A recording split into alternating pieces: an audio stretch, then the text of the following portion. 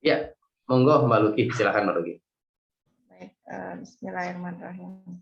Assalamualaikum warahmatullahi wabarakatuh. Waalaikumsalam warahmatullahi wabarakatuh. Waalaikumsalam. Selamat pagi, Pak Munindra, yang dari semua saudara-saudara, kakak-kakak. Alhamdulillah kita akhirnya bisa melaksanakan lagi kajian Quran bersama keluarga yang Sapardi bersama Bapak Ustadz Munindra Rohyani. Semoga kita bisa mendapatkan lagi ilmu yang penuh rahmat ya pada hari ini, yang judulnya juga sesuai dengan saat ini, yaitu Marhaban ya Ramadan. Walaupun kita sudah menjalani hampir setengah Ramadan, tapi saya yakin ilmu yang akan kita dapat ini pasti sangat-sangat berguna buat kita untuk menjalani sisa Ramadan dengan lebih baik lagi, insya Allah. Baik, sebelum kita mulai, mari kita sama-sama membuka dengan membaca basmalah. Bismillahirrahmanirrahim. Ya, kakak saya udah datang, Mas TV, Mbak Mika. Baik, untuk menyikat waktu, saya persilahkan Pak Munindra untuk dapat memulai kajian. Ya, baik. Terima kasih Mbak Luki dan seluruh keluarga besar Eyang Sapardi. A'udzubillahiminasyaitonirrajim. Bismillahirrahmanirrahim. Assalamualaikum warahmatullahi wabarakatuh. Waalaikumsalam warahmatullahi wabarakatuh. Innal hamdalillah nahmaduhu wa nasta'inuhu wa nastaghfiruhu wa na'udzubillahi min shururi anfusina wa min sayyiati a'malina.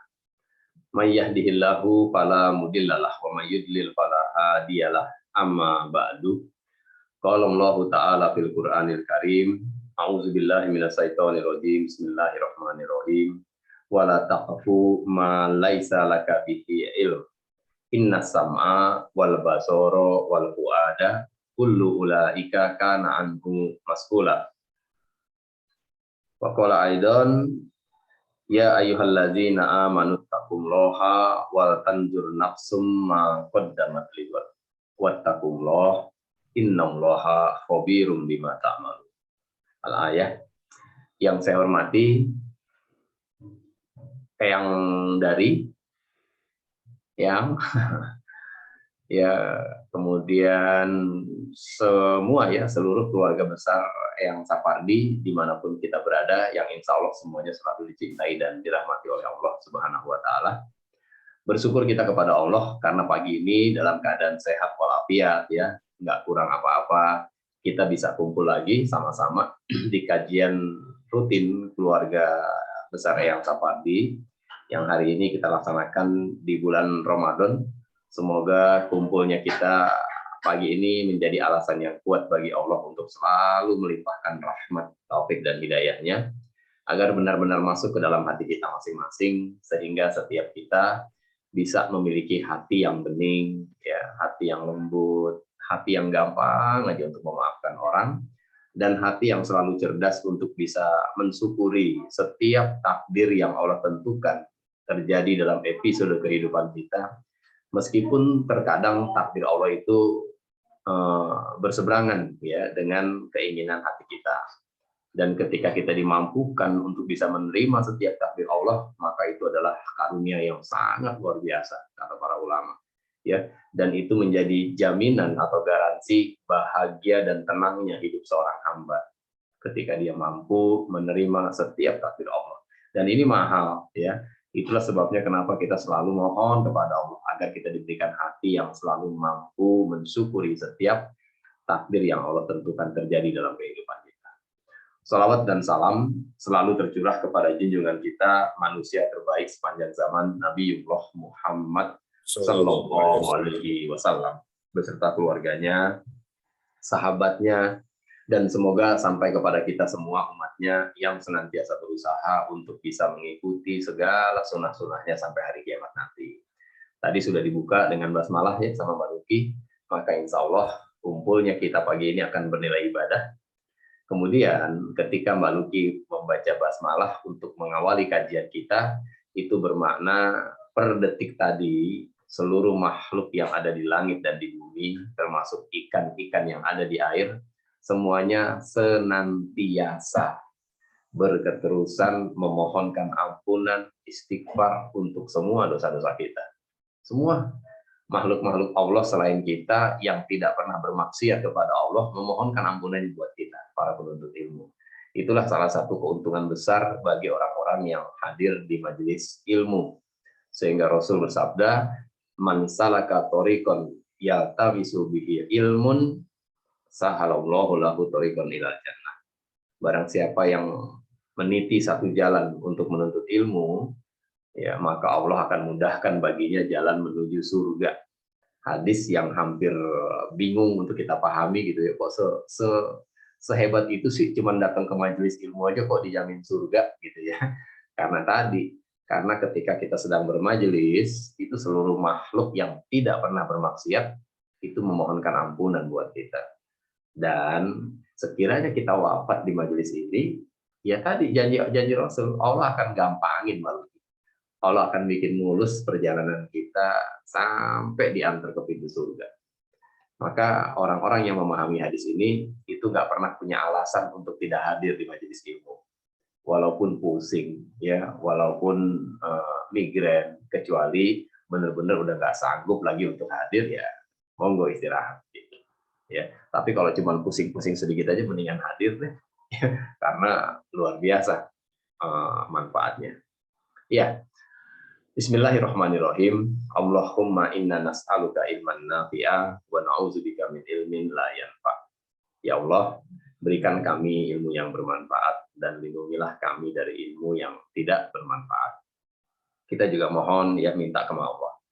Jika pagi ini ada keluarga kita, sahabat kita yang sedang sakit, semoga Allah berikan taufik kepada mereka untuk mampu sabar dan ridho atas sakit ini. Dan semoga Allah kembalikan kesehatannya, sehingga pada saat sehat nanti mereka bukan sekedar sehat, tapi mereka sehat dan bergelimang pahala buah dari kesabarannya saat ini. Yang masih di jalan ada Mas Budi, ya semoga Allah lancarkan, selamatkan dan bahagiakan perjalanannya. Yang harus berikhtiar, semoga Allah berikan hasil yang maksimal dari ikhtiarnya. Yang ada urusan hutang piutang, semoga Allah lunasi semua hutang-hutangnya tanpa harus berhutang lagi. Dan untuk keluarga kita, orang tua kita, sahabat dan guru-guru kita yang telah mendahului kita, semoga Allah ampuni semua khilaf dan kesalahan mereka. Allah tutup aib-aib mereka di dunia maupun di akhirat, dan semoga Allah tempatkan mereka di tempat yang terbaik di sisinya. Amin ya rabbal alamin. Terakhir, kita mohon kepada Allah, semoga Allah jadikan kita termasuk ke dalam golongan orang-orang yang akan Allah mudahkan untuk bisa menginjakkan kaki kita ke tanah sucinya Allah, untuk bisa melaksanakan ibadah haji dan umroh dengan mabrur dan mabrurah, lagi bagi yang sudah pernah, ya, bersama-sama dengan keluarga yang kita cintai dan orang-orang yang kita sayang dalam keadaan sehat walafiat dan serba berkecukupan. Ala hadhihi niyat wa fi kulli niyatin shalihah. Al-Fatihah. Auzubillah.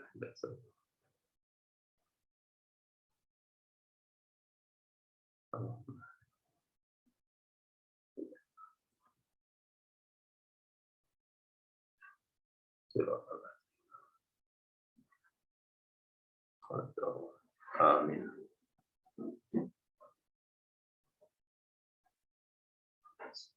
Amin ya rabbal alamin. Terima kasih ya Bapak Ibu semua. Semoga Allah mengijabah doa-doa kita, karena nggak ada yang mustahil bagi Allah. Ya, kalau Allah bilang Mbak Luki berangkat, walaupun cuma 2 hari ke depan. Amin. Baik. Seperti yang sudah disampaikan tadi dan sudah di-share ya di grup keluarga, bahwa judul kajian kita hari ini adalah Marhaban ya Ramadan, tapi pakai tanda tanya. Kan gitu ya. Ada tanda tanyanya nggak sih? Pakai tanda tanya nggak, Mbak Mita? Kalau di gambar ada nggak ya? Kalau di gambar nggak ada ya? Di flyernya nggak ada? Ada di gambar, ada tanda tanyanya, Pak. Oh ada, ya, jadi ada tanda tanyanya. Kalau ada tanda tanyanya, jadi bacanya gimana tuh Mbak Luki? Intonasi bacanya tuh.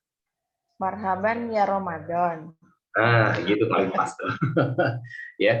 Jadi judul kajian kita bukan Marhaban ya Ramadan, tapi Marhaban ya Ramadan. Nah, gitu tuh. Nada tuh bisa bisa merubah arti gitu ya. Itu bedanya kajian online dengan offline tuh begitu. Ya, atau berbicara dengan media online dengan berbicara langsung tuh beda ya, hanya dengan teks gitu. Kalau dengan teks nggak ada nadanya, jadi bisa sangat mungkin terjadi salah paham. Nah, jadi sekali lagi Mbak Luki, tolong pas banget tuh Mbak Luki. Gimana bacanya Mbak Luki? Ya, marhaban ya Ramadan. Marhaban ya Ramadan. Nah, itu tuh cara Marhaban ya bacanya. Ramadan. Ya. Jadi judulnya ini pertanyaan gitu.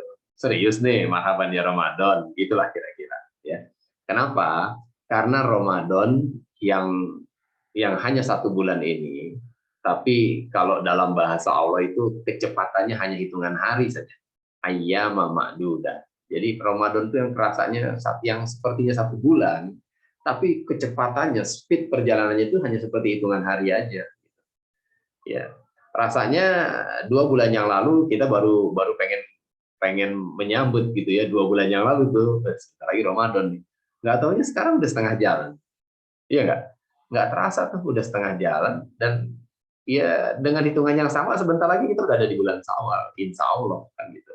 Jadi Ramadan ini cepet banget. Nah, mumpung mumpung Ramadan belum berakhir, ya tadi di awal saya membacakan salah satu surat, ya surat Al-Hasyr ayat 18.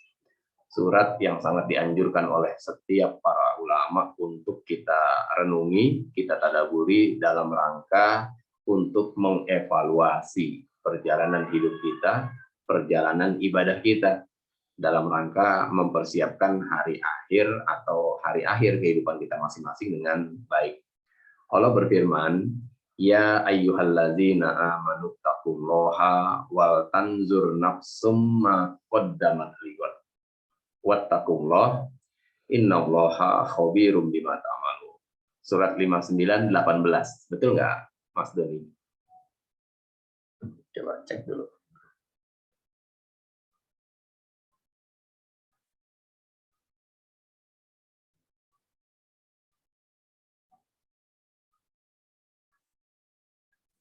Ya, Pak? 59:18 Masnya. Betul nggak, Mas?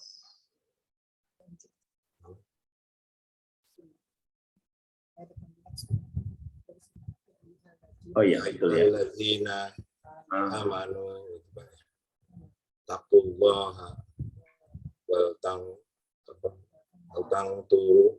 tur gitu ya, Pak. Tangzur Nafsum ma qaddamat liwat. surma kodamat Ya. lifadhi itu ya, Pak. Liwat. Digoti. Ya. Wattaqullah innallaha khabirum bima ta'malun. Ya, makasih Mas Doni. Ya benar ya, saya takut salah beneran. Jadi ayat ini adalah ayat yang perlu kita renungi ya, atau kita tadaburi, bahwa inti dari ayat ini adalah perintah Allah kepada kita untuk mengevaluasi perjalanan ibadah kita di dunia untuk atau dalam rangka mempersiapkan datangnya hari akhir nanti, hari esok tuh hari akhirat. Nah, Ramadan ya, ibadah Ramadan ini kan salah satu ibadah yang kita lakukan di dunia nih ya, Mas Divi ya. Iya nggak? Dalam rangka apa nih? Ya, dalam rangka persiapan kita nanti ya, supaya menjadi bekal kita di akhirat nanti, karena Ramadan ini adalah rangkaian ibadah spesial yang pahalanya itu Allah sendiri yang menentukan gitu ya, rahasia Allah, dan ini untuk Allah ibadah Ramadan ini. Nah, perintahnya, wahai orang-orang yang bertakwa, hai orang-orang yang beriman gitu ya, ya ayyuhalladzina amanu taqullaha, bertakwalah kamu kepada Allah. Wal tanzur nafsum ma qaddamat liqad, dan hendaklah setiap diri, setiap orang, berarti masing-masing kita nggak? Iya, bukan kepala keluarga saja, bukan istri saja, tapi semua Bapak, ibu, anak, cucu, ART, driver, tukang kebun, semuanya. Hendaklah setiap diri itu memperhatikan apa yang telah dia kerjakan untuk hari esoknya. Dalam konteks kajian kita pagi ini, artinya setelah Ramadan berjalan kurang lebih setengah perjalanan, ya, maka perlu kita mengevaluasi perjalanan Ramadan yang sudah setengah jalan ini, gitu. Ya, kita evaluasi nih hari ini nih, benar nggak sih ini kita sudah marhaban, gitu.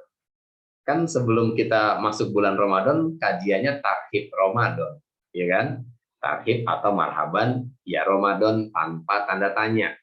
Marhaban ya Ramadan, kajiannya kan itu. Kalau sekarang kajiannya marhaban ya Ramadan, beda nih, ya. Nah, masih ingat nggak apa arti kata marhaban atau tarhib? Mas Tondi masih ingat nggak di kajian-kajian kita sebelumnya tuh, Mas? Pernah kan ya tarhib Ramadan ya? Ada kata tarhib, ada marhaban. Saya sempat menjelaskan. Oh, kelalen. Oke. Kelalen. Nyong kelalen. Buat nopo-nopo, Mas. Namanya kelalen ya, gimana? Mbak Luki, masih ingat Mbak Luki? Apa arti marhaban atau tarhib, Mbak Luki? Baca boleh dong. Boleh. Itulah gunanya kita nyatet kan. Ya, tarhib atau marhaban Ramadan, kata dasar rohaba. Ya. Usaha yang sungguh-sungguh dari kita untuk melapangkan hati kita untuk menyambut Ramadan dengan mengisi sebanyak-banyaknya ibadah. Ya, sip, bener banget. 100 tuh nilainya. Ya, usaha maksimal kita. Lihat loh bahasanya ya. Jadi effort maksimal, usaha habis-habisan kita untuk melapangkan hati dan waktu kita dalam rangka welcoming Ramadan. Dalam rangka menyambut datangnya Ramadan. Jadi begitu Ramadan datang, kita bukan sekedar menyambut, tapi kita menyambutnya dengan usaha maksimal agar kita punya waktu yang banyak banget dan hati yang lapang untuk apa? Untuk bukan sekedar menyambut, tapi menyambut dan membersamai Ramadan. Itu maknanya. Ya, kebayang nggak? Mas Tondi dari lagi di mana nih? Lagi di Cilacap. Di Parung Panjang saya di rumah. Oh, Mas Tondi di Parung Panjang. Mbak Ulfah yang lagi di sana ya? Iya betul ya. Oke dah.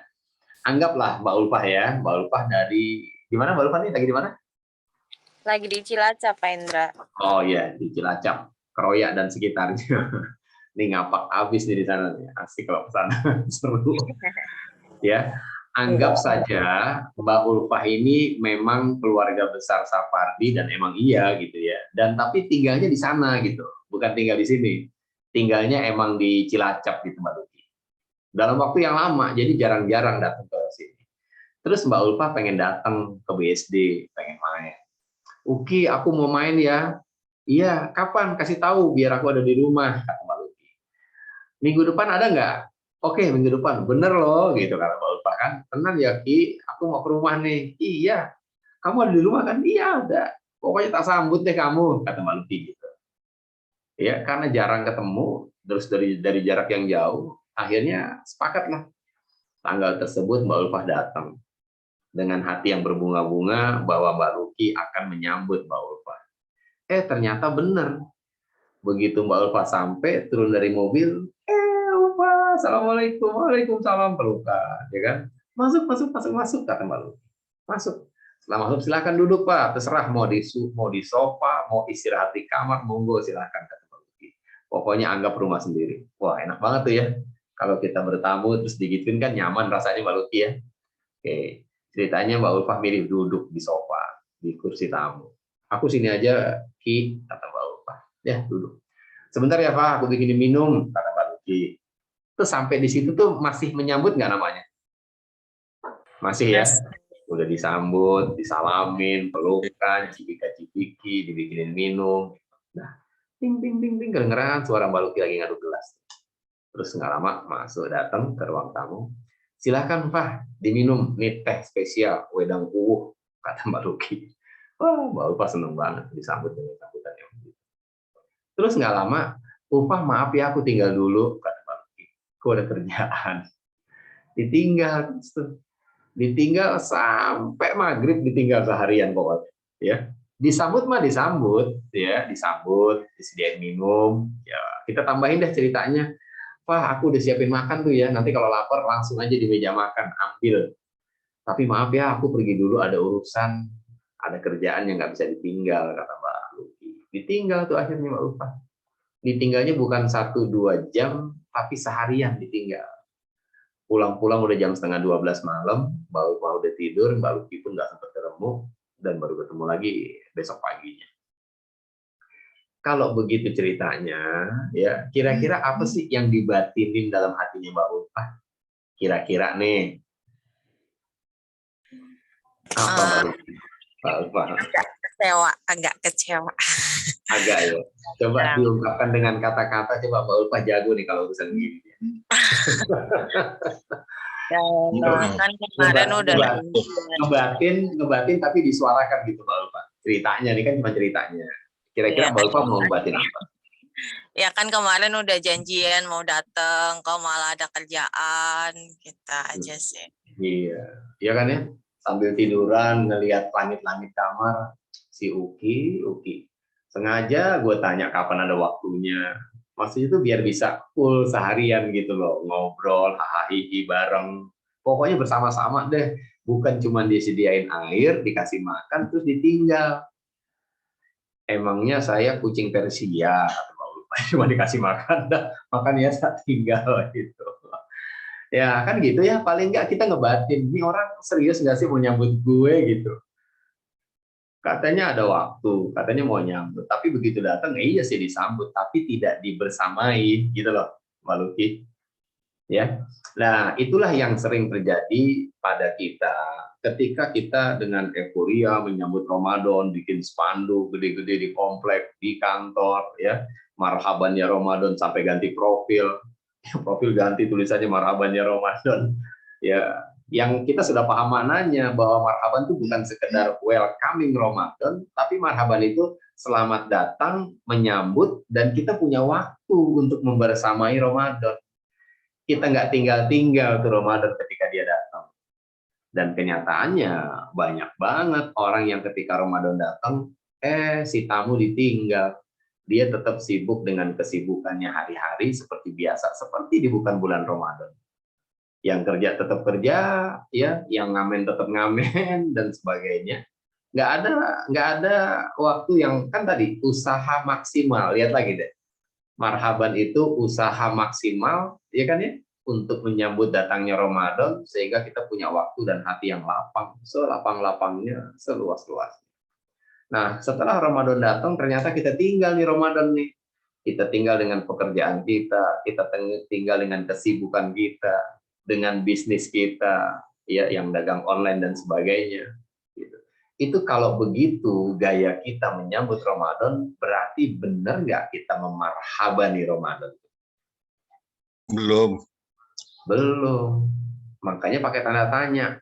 Marhaban ya Ramadan. Benar nih, kita udah mentarhib. Benar, kita udah menyambut dan membersamai. Kalau membersamai, ini hari keberapa nih Ramadan, teman-teman semua? Ini hari keberapa ya? 16 apa 17 Mbak Gita? Berapa? 15, Pak. 15. Ya, pas banget ya, udah setengah jalan ya. Soalnya bulan purnama, Pak, saya lihat. Iya benar, 15 purnama. Jadi kalau 15 Ramadan dan kita membersamai Ramadan dengan benar, berarti kalau satu hari satu juz yang kita baca, harusnya kita ada di juz berapa nih hari ini? 15. Ya. Tapi kalau kenyataannya kita ada di juz 16 dan seterusnya atau lebih, yaitu membersamai. Tapi kalau kita ternyata keteteran nih, ya Allah udah hari ke-15 ya. Ya Allah aku masih di juz 9, Mbak. Emang kenapa sih, Ki? Lo tahu sendiri kerjaan gue. Lo tahu sendiri tamu gue nggak berhenti-berhenti. Misalnya, ya. Padahal Utsman bin Affan itu kepala negara. Sibuknya luar biasa. Tapi setiap Ramadan, satu hari hatam Mbak Luki. Ya, itu sibuk, ya sibuk. Siapa yang nggak sibuk? Semua orang sibuk, semua manusia sibuk. Ya, tapi Utsman dengan kesibukannya sebagai kepala negara di zaman beliau pada saat menjadi khalifah, beliau nggak sempat kehilangan waktu untuk bisa menghatamkan Quran per hari.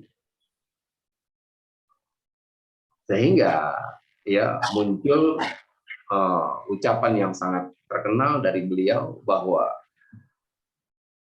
orang yang benar-benar mencintai Quran, ya orang-orang yang benar-benar mencintai Quran itu nggak pernah punya alasan untuk tidak membersamai, gitu. Apalagi di bulan Ramadan. Dan kedekatan kita dengan Quran itu sangat dipengaruhi dari kebeningan hati kita. Kata Utsman, orang yang hatinya bersih tidak pernah merasa cukup untuk bisa berinteraksi dengan Quran. Jadi rasanya kurang aja gitu. Ya, kalau ibarat makan, mah kita makan makanan favorit yang bawaannya pengen nambah aja, Mas Todi. Aduh, enak banget nih mie ayam nih. Satu lagi dong, Mbak. Udah nambah. Satu lagi dong gitu. Pokoknya nggak ada puasnya. Begitulah orang yang hatinya bersih ketika berinteraksi dengan Quran. Itu rasanya nggak pernah cukup. Jadi satu hari hatam pun sebetulnya kurang kalau buat Utsman bin Affan. Ya, lihat ya, satu hari hatam itu sebagai kepala negara loh. Ini bukan jualan barang-barang online nih. Kepala negara tuh sibuk nggak sih ya? Ya Allah, sibuk banget tuh kepala negara. Lihat presiden bisa hatam sekali sehari, Mas Tommy. Kita jangankan kepala negara, Pak RT aja enggak. Tapi nggak sih, apa enggak nggak bisa membersamai gitu loh. Ya, jadi ini bukan tentang sibuk atau tidak sibuk, tapi ini tentang betapa kecintaan kita dan kebersihan hati kita itu akan mempengaruhi seberapa banyak waktu yang bisa kita bersamai dengan Quran. Jadi bukan tentang sibuk dan tidak sibuk. Sesibuk apapun, kalau kita cinta, ya kalau kita cinta sesibuk apapun, kalau kita cinta, kita pasti akan berusaha nggak untuk punya waktu atas apa yang kita cintai. Pasti. Iya, pasti. Sesibuk apapun Mas Budi dulu sebelum merit, itu karena dia suka dengan Mbak Luki, ada aja caranya waktu untuk bisa ketemu. Kan gitu. Bud, lu bukannya sibuk, Bud? Yo, gue sibuk. Kalau ini beda, Bos. Kan gitu. Ya, untuk sesuatu yang kita cintai, kalau kita benar-benar cinta, itu kita pasti akan punya waktu. Kita akan usahakan punya waktu untuk itu. Lihat orang yang hobi banget nonton drakor. Hobi banget nih nonton drakor. Ya, misalnya. Selalu nggak? Dia selalu punya waktu nggak untuk menyisihkan waktunya nonton drakor? Iya. Kalau dia nggak bisa nonton langsung, minimal dia nonton yang siaran tunda. Kan gitu. Sama orang yang gila bola, itu kalau udah teler nggak bisa nonton live malam-malam, itu pagi di setel ulang tuh nonton. Di setel ulangnya tuh bukan cari yang gol-golnya doang. Dari menit pertama dia nonton. Diulang dari menit pertama sampai terakhir. Kenapa? Karena cinta. Karena cinta, maka dia selalu punya waktu untuk hal yang dia cintai. Nah, maka Utsman bin Affan mengatakan, ini bukan tentang kesibukan kita, tapi tentang kecintaan kita terhadap Quran dan kebersihan hati kita. Nah, marhaban ya Ramadan. Bener nggak nih kita udah membersamai? Gitu. Kalau sudah, alhamdulillah dan pertahankan. Kalau sudah. Kalau ternyata belum, berarti ada nggak yang harus kita lakukan? Aduh, benar Pak Indra, saya baru juz 12 sekarang nih. Ini udah hari ke-15, berarti 3 hari saya tinggalkan di Ramadan. Gitu loh. Ya, berarti 3 hari kita tidak membersamai Ramadan. Jangan bicara sibuk lagi, kita sudah jelaskan ya apa yang disampaikan oleh Utsman tadi. Ini bukan tentang sibuk, ini bukan tentang urusan dunia kita. Ini tentang skala prioritas. Ya, kalau di luar Ramadan kita kerja dan sibuk, di Ramadan pun kita kerja dan sibuk, ya terus kapan kita punya waktu khusus? Kan gitu. Ya. Nah, jadi materi ini bertujuan untuk kita mengevaluasi perjalanan Ramadan kita yang udah setengah jalan. Ya. Kalau ternyata setengah jalan, ternyata bacaan Quran kita baru seperempat jalan, maka ada satu hal yang harus kita lakukan. Yang pertama kita harus memperbanyak istighfar kepada Allah. Ya, kita harus banyak beristighfar kepada Allah. Kenapa? Karena yang membuat kita tidak bisa membersamai Ramadan, padahal udah dibekali dengan materi tarhib Ramadan, itu pure kata para ulama karena dosa-dosa kita. Dosa kita itu ada bobotnya, teman-teman. Ya, ada beratnya. Dosa kita itu ada beratnya. Ya, dosa mata, maksiat mata tuh itu akan membuat mata kita tuh pengennya nutup aja kayak pede, pengen nutup aja gitu deh. Bawahnya ngantuk aja di mata nih susah membuka gitu. Karena emang ada beban di situ. Dari dosa-dosa mata yang kita kerjakan di luar Ramadan itu membuat mata kita terbebani sehingga dia susah untuk membuka ngelihat Quran. Dosa-dosa maksiat dari mulut kita suka gibah di luar Ramadan. Kalau itu tidak kita istighfari, maka itu akan menjadi beban di mulut kita ketika kita membaca Quran. Itu berat aja bawaannya. Dosa kaki kita, ketika kita bawa nih badan dengan kaki ini ke tempat-tempat yang membuat Allah nggak ridho, itu juga ada bebannya yang membuat kaki ini males banget ngelangkah untuk sekedar ngambil wudhu untuk memulai membaca Quran. Maka Allah berfirman dalam surat Al-Insyirah, alam nasroh laka sodroh. Bukankah aku telah melapangkan dadamu, kata Allah. Ayo silakan dibuka dulu surat Al-Insyirah. Bukan surat Alam Nasroh doi, Al-Insyirah namanya. Sehat ya kok? Kok beda ya? Sehat ini. Ada Pak Haji Bedai. Ada Haji Bedai itu. Haji Bedai ada dia.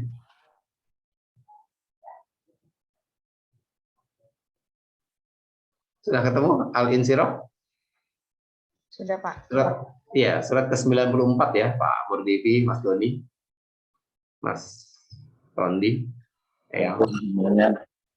Surat ke-94. Udah ketemu? Ayat berapa? Ayat 1, ayat pertama. Oke. Siapa yang mau baca? Monggo, silahkan.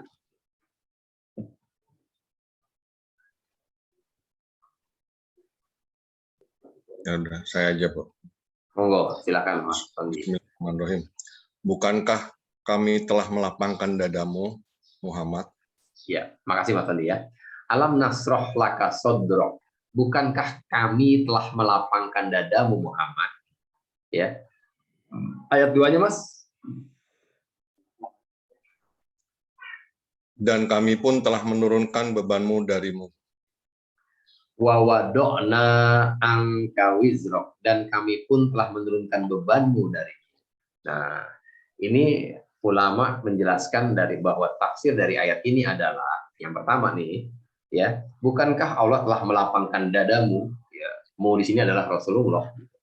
Artinya saat itu kondisi ya perasaan dada Rasul itu lagi sempit gitu. Ya, lagi sempit. Kemudian dilapangkan oleh Allah. Kenapa dadanya sempit? Kenapa terasa sempit? Wa wado'na angka wizrok. Dan kami telah menurunkan beban darimu. Itu karena dosa atau kesalahan. Jadi dosa dan kesalahan yang dilakukan oleh seseorang itu salah satu sebab yang paling fatal adalah membuat dadanya terasa sempit, nyesek, berat banget. Untuk ngapain? Untuk menjalankan perintah Allah gitu.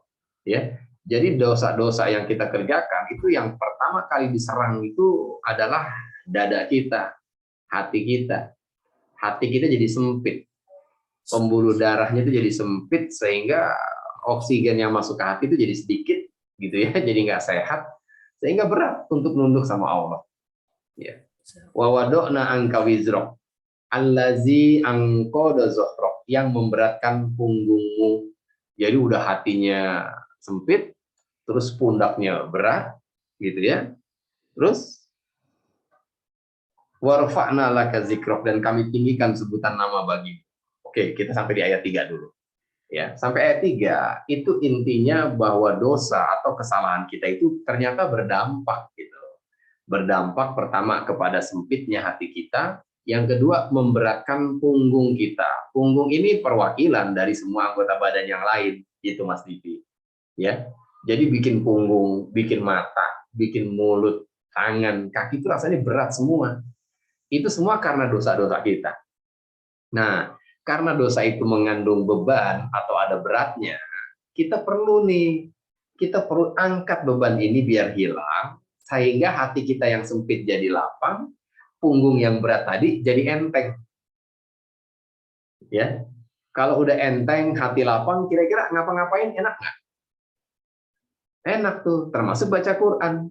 Maka kalau sampai dengan hari ini kita masih ketinggalan nih, tidak membersamai Ramadan, langkah pertama, perbanyaklah istighfar kepada Allah. Istighfarnya bukan pakai mulut doang. Ini catatan penting nih. Istighfarnya bukan sekadar astagfirullah. Baca astagfirullah tanpa jiwa gitu loh. Ya, jangan ngejar target, jangan ngejar 10.000 istighfar. Jangan itunya. Yang dikejar itu bobot istighfarnya. Bobot istighfar tuh ngejarnya gimana? Satu kali kita mengucapkan astagfirullahalazim, satu dosa kita ingat, gitu loh. Jadi setiap lafaz istighfar itu disertai dengan penyesalan yang luar biasa. Itu yang bisa ngerontokin tuh beban dosa kita. Astagfirullahalazim, ya Allah, tadi masih ngomel. Astagfirullahalazim, ya Allah, semalam masih ngebentak ngomong sama suami. Astagfirullahaladzim, kemarin masih sempat nyubit anak kita misalnya. Itu setiap satu istighfar kita ingat dosa-dosa kita. Itu tuh yang bikin nanti dosa itu akan hilang dan beban itu lenyap. Ya. Jadi perbanyak istighfar. Emang kenapa? Apa korelasi atau hubungan dari kita memperbanyak istighfar dengan akhirnya kita jadi semangat baca Quran? Ya, misalnya sekarang kita keteteran nih Mbak Luki. Iya, Ndra, beneran, gue keteteran nih. Gue masih di juz 9. Terus apa hubungannya istighfar dengan semangat yang timbul dalam diri kita? Gitu ya. Sebentar ya.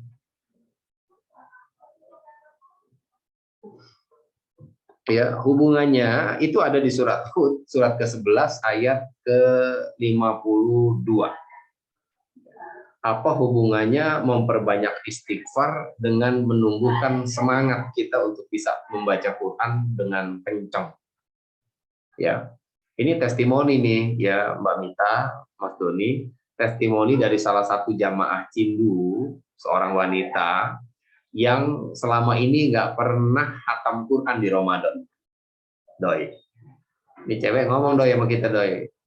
Jujur nih, Mas Indra, saya Ramadan tuh nggak pernah khatam beneran. Kemudian ikut kajian tarhib Ramadan. Dan kita bahas kan doa yang kita sudah paham sama-sama ya. Allahumma ahillahu alaina bil yumni wal iman wassalamati wal islam rabbi wa rabbukallah.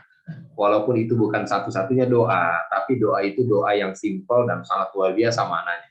Dan dia dapat banget tuh poin dari doa itu, gitu. Sehingga sebelum Ramadan, ya dia memperbanyak istighfar, dan hari ke-10 Ramadan dia report. Saya nggak minta report, dia yang japri ke saya. Pak Ustadz, makasih banget. Makasih banget. Itu sambil gambar nangis gitu, emotikon nangis. Terus apa sih? Saya bingung, apa nih makasihnya nih? Ini hari ke-10 Ramadan, bukan riya Pak Ustadz. Saya udah di juz 19. Masya Allah. Ya udah, kita ngobrol deh dia. Kok bisa sih? Kan selama ini nggak pernah hatam. Ya itu ya Pak Indra. Ya, saya benar-benar memperbanyak istighfar. Saya nyesel banget sama Allah. Nggak tahu kenapa semangat saya tahun ini beda dengan semangat saya di Ramadan-Ramadan sebelumnya. Dan itulah yang ada di surat Hud ayat 52. Silahkan dibaca. Mas Divi yang baca, Mas Divi. Berdua boleh ya, kalau mau suara satu, suara dua dengan Ibu. Kolaborasi. Biar so sweet doi. Ramadan masa nggak so sweet sih. Jackson. Assalamualaikum. Waalaikumsalam warahmatullahi wabarakatuh. Silakan Mas Divi. Kok nggak ada suaranya ya Mas? Nggak ada suaranya, Mas Divi. Padahal udah unmute loh. Nggak dengar. Ayat 52, Ustaz. Assalamualaikum. Buat semuanya sekalian. Assalamualaikum. Yo, waalaikumsalam warahmatullahi wabarakatuh. Oh, mungkin masih gangguan ya koneksi ya Mas Divi ya. Nggak apa-apa ya, izin kita pindah. Mbak Mita atau Eyang Dari boleh tolong baca Eyang. Eyang nih semangat terus nih. Saya kalau ngeliat Eyang nih bener-bener termotivasi. Pahalanya banyak loh Eyang. Memotivasi orang soalnya. Wahai kaum, Masih nggak kedengeran ya suaranya ya? Ya, silakan Eyang. Wahai kaumku. wahai kaumku, mohonlah kepada Tuhan, lalu bertobatlah kepadanya.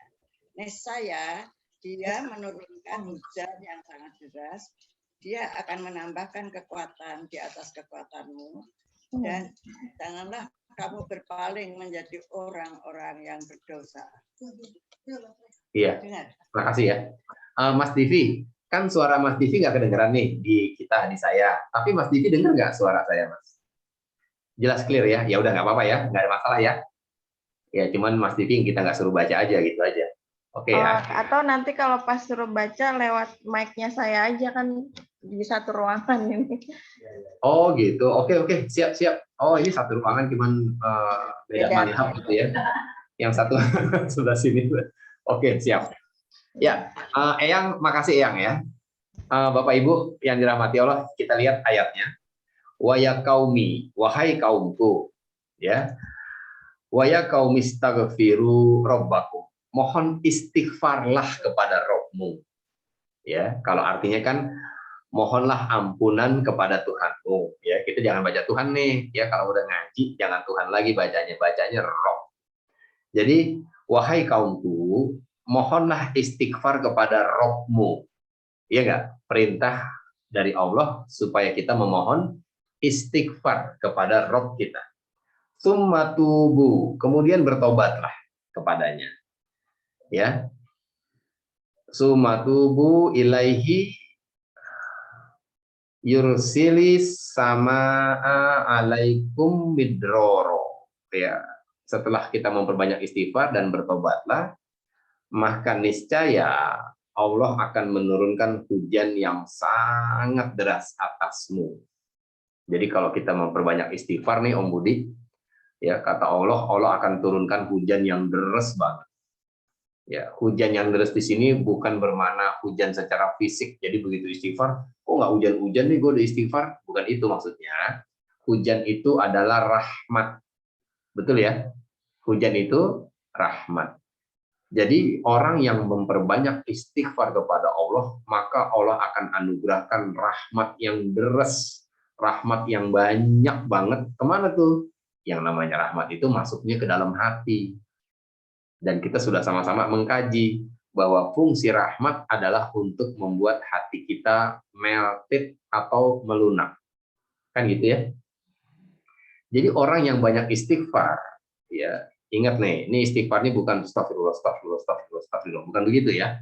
Istighfar di sini benar-benar membaca satu kalimat istighfar, kemudian kita renungi dosa-dosa kita, gitu loh. Satu istighfar, satu dosa kita ingat. Dosa bohongin pasangan, dosa bohongin teman, dosa ghibah dan sebagainya. Ingat itu, ya. Maka Allah akan turunkan hujan yang sangat deras atasmu dan, nah ini yang penting nih. Wa yazidkum quwwatan illa quwwatikum, dan Allah akan menambahkan kekuatan di atas kekuatanmu. Gitu. Jadi Mas Tondi kan udah kuat nih sekarang nih. Mas Tondi kalau berdiri sendiri bisa Mas? Berdiri pakai bantuan tongkat atau normal-normal aja? Normal. Normal. Jalan kaki bisa Mas? Bisa. Bisa. 1 kilo 2 kilo masih kuat? Masih kuat. Kuat. Berarti beliau kuat nih. Kalau Mas Tondi yang udah kuat itu memperbanyak istighfar kepada Allah, Allah akan tambahkan kekuatan baru di atas kekuatan yang sudah ada. Oke, Mas Tony udah kuat jalan kaki. 1 kilo, 2 kilo, fine, nggak ada masalah. Tapi kalau memperbanyak istighfar, Allah akan tambahkan kekuatan di atas kekuatan yang sudah ada. Dan kekuatan ini bukan kekuatan fisik saja, tapi kekuatan hati yang paling luar biasa. Jadi hatinya tuh dibikin kuat sama Allah. Karena banyak orang yang secara fisik, oke, dia sanggup jalan 2 kilo, dia sanggup lari, bahkan sanggup sepedahan 50 kilo tiap akhir pekan, misalnya. Tapi Allah nggak berikan kekuatan di hati dia untuk sekedar jalan yang 5 meter aja ke tempat ambil wudhu di rumahnya sendiri. Kekuatannya hanya kekuatan fisik, Mas Tondi, tidak dengan hati. Istighfar yang kita ucapkan kepada Allah memberikan kekuatan tambahan, bukan di fisik, tapi di hati kita. Jelas ya? Makanya, kebanyakan orang yang banyak istighfar itu anak muda apa orang yang udah aki-aki sih? Kebanyakan nih, yang istighfar itu serius banget. Biasanya orang tua-tua atau yang masih muda-muda? Orang tua. Yang udah tua-tua, yang udah maghrib. Iya kan? Yang udah pada akhir itu kalau istighfar tuh sampai nangis-nangis di masjid. Astagfirullah, astagfirullah. Dan kenyataan di lapangan, coba lihat. Kenyataan di lapangan, walaupun tidak berlaku mutlak, umumnya yang sanggup pergi ke masjid, sholat subuh berjamaah, itu banyakkan yang udah aki-aki apa yang masih pada remaja. Aki-aki sanggup. Fisiknya lemah, tapi hatinya kuat, Mbak Luki. Asbab dari istighfar yang dia lantunkan kepada Allah, astagfirullahaladzim, itu Allah kasih kekuatan yang luar biasa dalam hatinya, sehingga dingin, ngantuk, itu kalah semua sama dia. Gue harus ke masjid. Gue harus sholat jamaah. Gitu.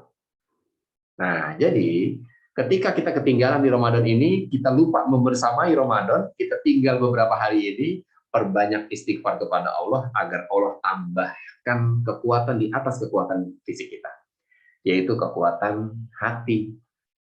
Dan janganlah kamu berpaling dengan berbuat dosa. Tuh, jangan ulangin lagi tuh dosa-dosa kita. Nanti berat lagi hati kita.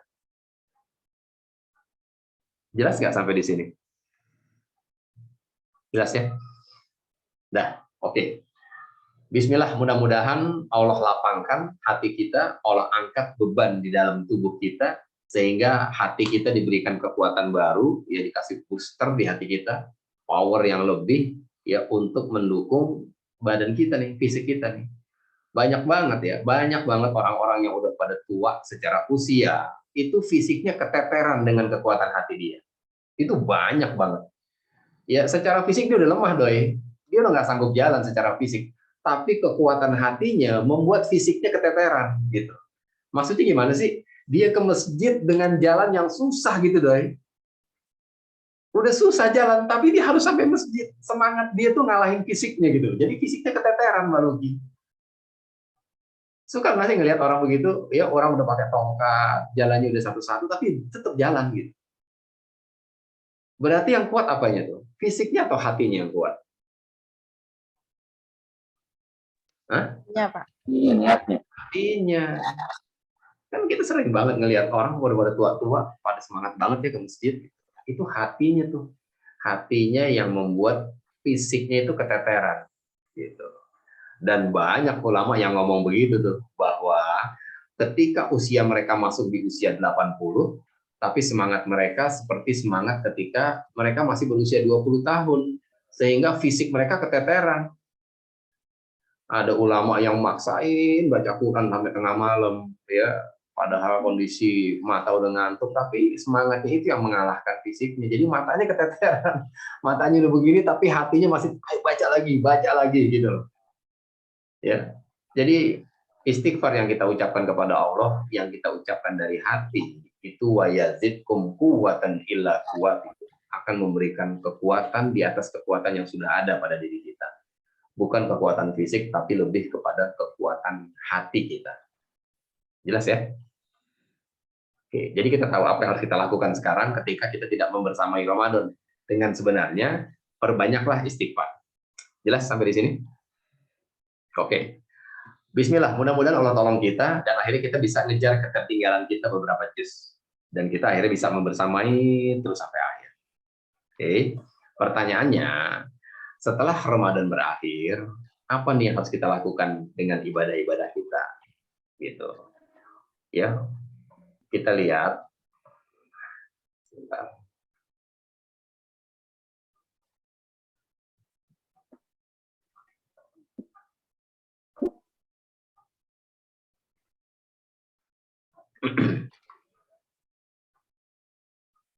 Ya, sudah muncul belum Mbak Mita? Udah. Sudah ya. Oke, boleh tolong bantu baca Mbak Mita? Tulisannya agak kecil-kecil. Oke. Mungkin dipilih dulu Pak yang mana itu belum Soalnya diperhatikan. ada Oh, ini? Ada 5. Oh, ini saya udah gede di saya 1 biji. Oh, munculnya 5 ya? Iya, ada 5. Oke, sebentar. Sebentar, maaf. Kalau ini? belum ada. Nih. Oh, sudah Pak. Udah ya? Ya, sudah Pak. Oke, silakan baca Mbak Mita. Ulama salaf dahulu menyatakan sejelek-jelek kaum adalah yang mengenal Allah di bulan Ramadan saja. Ingat, orang yang soleh, yang sejatinya adalah yang beribadah dengan sungguh-sungguh sepanjang tahun. Iya, makasih Mbak Mita. Dari kitab Lataif Al-Ma'arif halaman 390. Ini bukan hadis ya. Ini ucapan para salafus soleh dulu. Orang-orang salaf dulu, orang salaf itu orang yang mengikuti sunah-sunah Rasul. Jadi mereka punya statement yang menarik nih, ya. Apa statementnya sih? Kalau dalam konteks bukan lirik, teks aslinya itu bi'sal kaumun, ya, seburuk-buruk kaum, allazina la ya'rifuna Allaha illa fi Ramadan. Gitu. Ya. Ini saya tulis di papan ya Mbak Luki ya. Izin ya.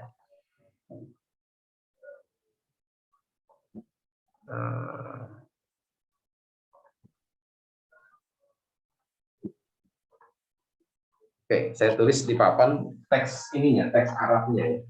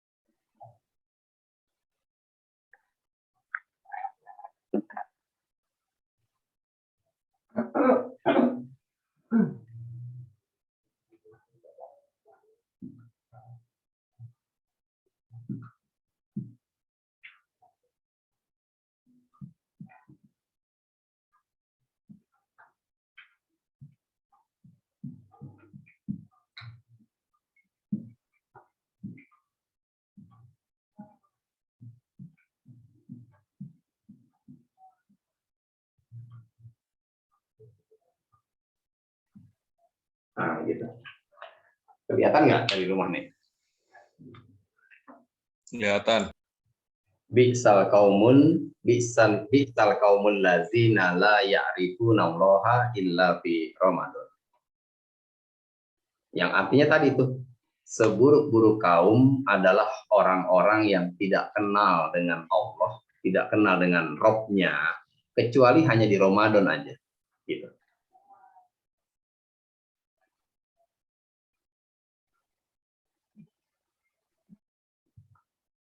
Boleh dibaca Mbak Luki?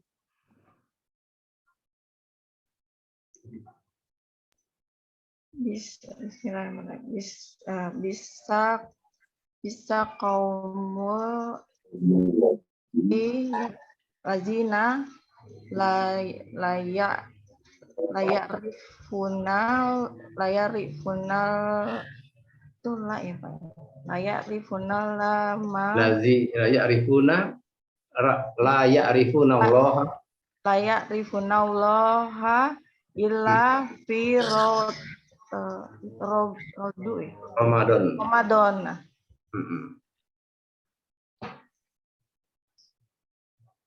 Ya.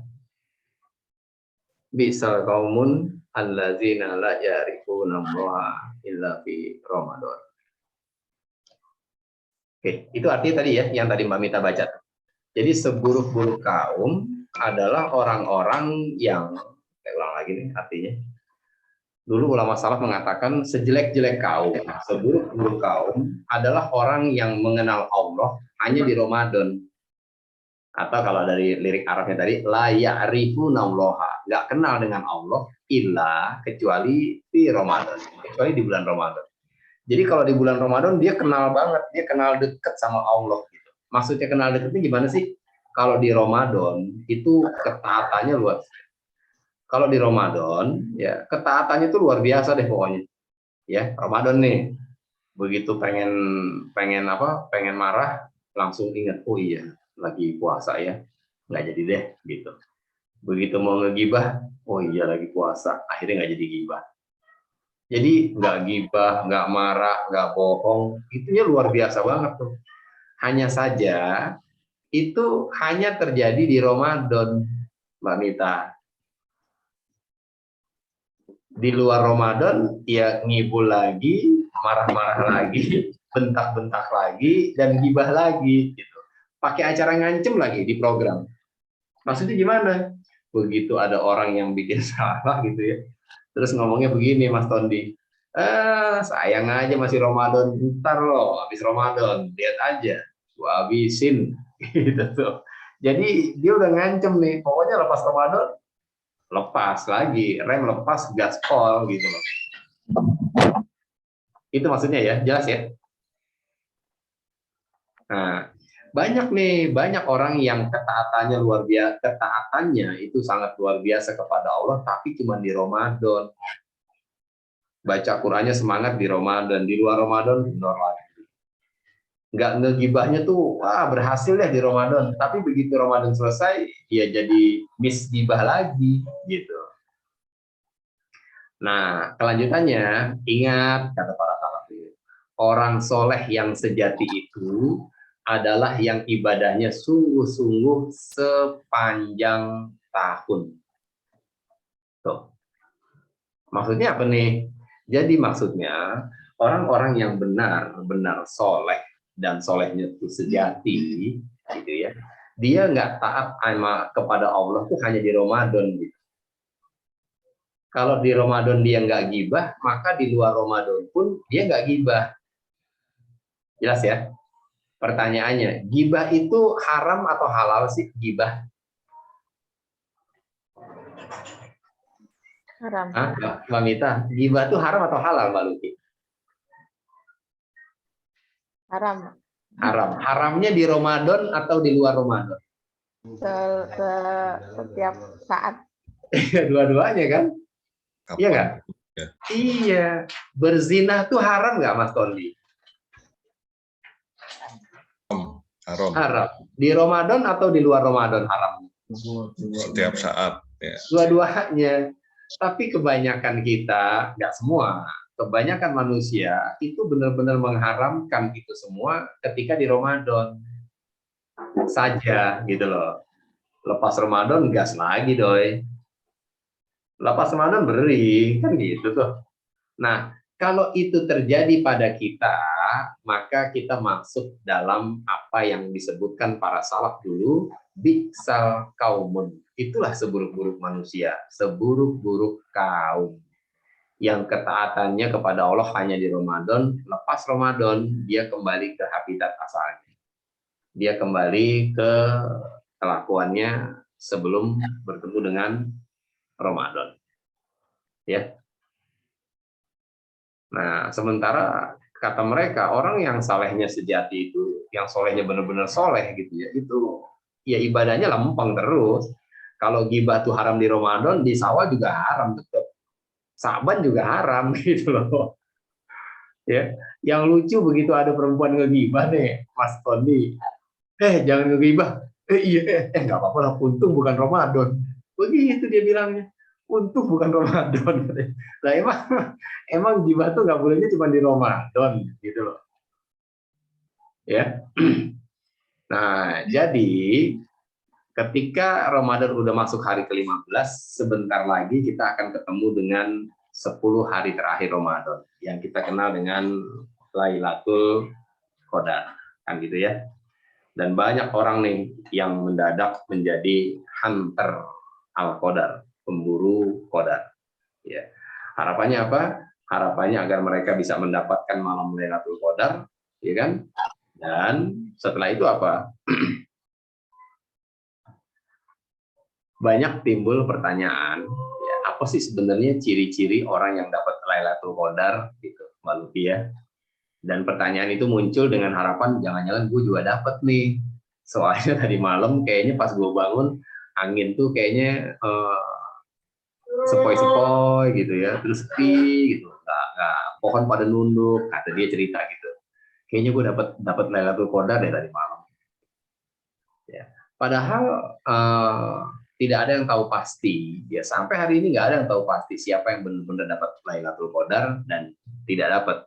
Tapi dijelaskan oleh para ulama bahwa ciri-ciri orang yang mendapatkan Lailatul Qadar, ciri-cirinya itu kurang lebih sama kayak handphone yang habis dicas baterainya. Ya. Handphone kalau habis dicas baterainya itu performanya itu keren atau lemot biasanya? Full. Full, ya, bagus performanya. Jadi kalau ada orang bilang, nih HP lo lemot amat sih, gitu Mas Tondi. Enak aja orang baru gue cas tadi, seharian gue cas nih. Iya dicas, tapi kok lemot nih? Gitu habis dicabut terus langsung lemot, langsung ngedrop. Berarti kalau begitu apa yang salah tuh? Baterainya bocor. Jangan-jangan baterainya bocor, kalau enggak kabelnya nggak connect gitu, ya. Dicas sih seharian, tapi nggak nyambung tuh kabelnya. Ada yang salah aja pokoknya dalam sistem penchargingan tadi gitu. Sama ketika ada seseorang yang merasa dirinya dapat Lailatul Qadar nih Mbak Luki, kayaknya gue dapet deh, beneran, swear. Iya, di tanggal 27 Ramadan. Iya, karena dia merasa dapat, akhirnya tanggal 28 dia cuek. Dia nyantai. Orang yang dapat Lailatul Qadar itu kayak orang yang dicas HP-nya seperti handphone yang dicas 83 tahun, 4 bulan, sekian hari. Bayangin, orang dicas selama 83 tahun, terus besokannya langsung ngedrop. Kira-kira bener nggak tuh chargingnya tuh? Nah, itu yang sederhananya tuh. Orang yang benar-benar mendapatkan Lailatul Qadar, maka semangat ibadahnya itu akan terus berkelanjutan sampai kapan?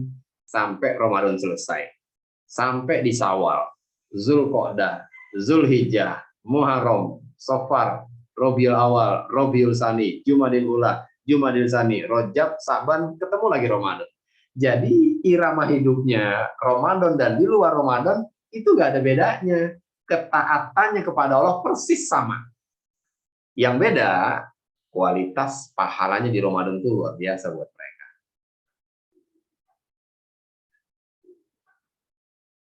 Jadi ibadah nggak musiman untuk orang-orang yang mendapatkan Lailatul Qadar. Jelas nggak? Jelas. Iya. Kalau sekedar turun semangatnya itu wajar, ya. Pak Indra, saya kalau Ramadan, waduh, luar biasa deh semangat baca Quran saya. Tapi kalau udah lepas Ramadan, kenapa ini ya? Kenapa nggak semangat lagi ya? Gitu.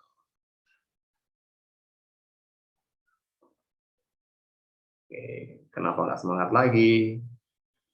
Suka nggak ada pengalaman kayak begitu?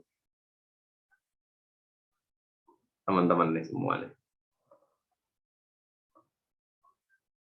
Mbak Luki pernah ngerasain gitu nggak Mbak Luki? Di Ramadan tuh semangat banget, tapi begitu lepas Ramadan kurang gitu semangatnya Mbak Luki. Iya, sering, Pak. Sering ya? Oke. Semangatnya turun atau anjlok Mbak Luki? Turun. Turun. Oke. Kalau sebatas turun itu masih aman Mbak Luki. Kalau sebatas turun. Ya. Kita lihat hadis yang disampaikan oleh Aisyah radhiyallahu anha tentang bagaimana kondisi Rasulullah ketika masuk di 10 hari terakhir bulan Ramadan. Ya, dari Aisyah radhiyallahu anha, Rasulullah sallallahu alaihi wasallam itu, kata beliau, itu sangat bersungguh-sungguh beribadah di 10 hari terakhir bulan Ramadan, melebihi kesungguhannya beribadah di selain malam tersebut. Ya, kita ulang. Mas Doni, boleh tolong baca lagi, Mas? Diulang, Mas. Artinya nih. Dari Aisyah radhiyallahu anha, Rasulullah sallallahu alaihi wasallam sangat bersungguh-sungguh beribadah pada 10 hari terakhir di bulan Ramadan, melebihi kesungguhan beribadah di selain malam tersebut. Hadis riwayat Muslim. Ya. Jadi kesungguh-sungguhan Rasulullah beribadah di 10 malam terakhir bulan Ramadan mengalahkan ya kesungguhan beribadah beliau di malam selain 10 malam tersebut. Gitu ya. Berarti kalau kita bikin grafik nih, kalau kita bikin grafik, gitu. Ini 10 hari pertama, ini 10 hari kedua, ini 10 hari ketiga. Berarti kan grafiknya kan begini, kalau ini semangat, ini segini nggak di 10 hari terakhir nih? Betul nggak? Ya, di sini semangat, tapi 10 hari terakhir, 10 malam terakhir semangatnya di sini naik, semangatnya naik, gitu. Melebihi dari semangat beliau selain 10 malam tersebut. Berarti setelah 10 malam terakhir turun lagi nggak? Rasulullah itu kata dari Aisyah .2. Iya kan? Betul nggak sih, Mbak Luki? Iya, jadi Rasul pun semangatnya itu sampai di titik puncak di 10 malam terakhir Ramadan, melebihi semangat beliau di malam-malam selain itu. Berarti selain 10 malam terakhir bulan Ramadan, grafiknya menurun nggak? Menurun, tapi bukan anjlok. Itu loh kata kuncinya. Ya. Menurun tapi bukan anjlok. Jadi kalau di Ramadan setiap hari baca Quran, terus setelah Ramadan nggak baca sama sekali, itu turun atau anjlok? Anjlok. Itu anjlok gitu. Ya. Gitu loh maksudnya. Jadi wajar-wajar aja kalau Mbak Mita juga semangatnya turun di luar Ramadan gitu ya. Karena emang Ramadan tuh auranya beda gitu loh. Tapi asalkan turun ya Mbak Mita, bukan anjlok. Bukan berhenti total gitu. Ya. Jadi kenapa ya, Day? Ini jangan anjlok. Nggak jelas ya, suaranya beda ya. Budi jangan anjlok, Budi. Budi. Oke ya. Jadi gitu. Jadi kalau kita benar-benar mendapatkan Lailatul Qadar, maka salah satu cirinya kita akan terus ada dalam kebaikan di sepanjang tahun, Mbak Mita. Ya. Itulah ciri-ciri utama orang yang mendapatkan Lailatul Qadar. Jadi bukan pernyataan tapi kenyataan gitu. Jelas sampai di sini ya? Ya.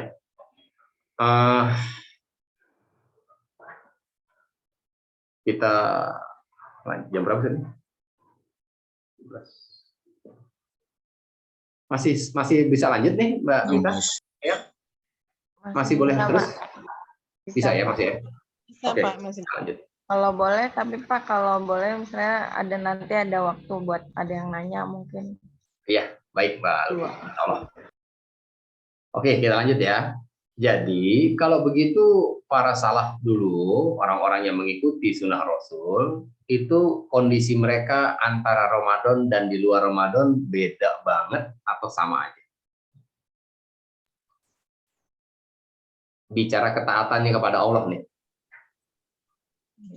Salaf ya. Para Iya. salaf ya, Pak? Iya, para pengikut Rasul dulu. Sama, Pak. Sama gitu. Jadi nggak ada bahasa, lagi Ramadan jangan bohong. Nggak ada tuh bahasa begitu, tuh adanya di kita tuh bahasa begitu tuh. Karena buat mereka tuh nggak bohong tuh ya sepanjang tahun. Buat mereka tuh nggak gibah, nggak zina, nggak mabuk tuh ya sehari-hari ya begitu gitu. Hanya di Ramadan semangatnya tuh lebih luar biasa lagi. Lepas Ramadan balik lagi kulturnya seperti para salaf, benar-benar taat kepada Allah, gitu ya. Dan semoga kita bisa mengikuti jejak itu. Kondisi kita jangan berubah, jangan setelah Ramadan, nggak apa-apa udah bukan Ramadan ini. Ya, walaupun gibah itu kriuk gitu rasanya ya, tapi tetap jangan, karena gibah itu dilarang sama Allah gitu. Meskipun kriuk gitu. Ya, meskipun crunchy rasanya. Ya. Nah, pertanyaannya, kebaikan yang sudah kita jadikan habit di Ramadan, ya, ngurangin gibah, mudah-mudahan nggak gibah sama sekali, ya, mengurangi marah-marah, ngurangin bohong dan sebagainya. Itu baik atau tidak? Baik.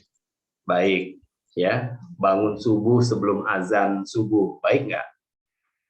Baik. Nah, oke.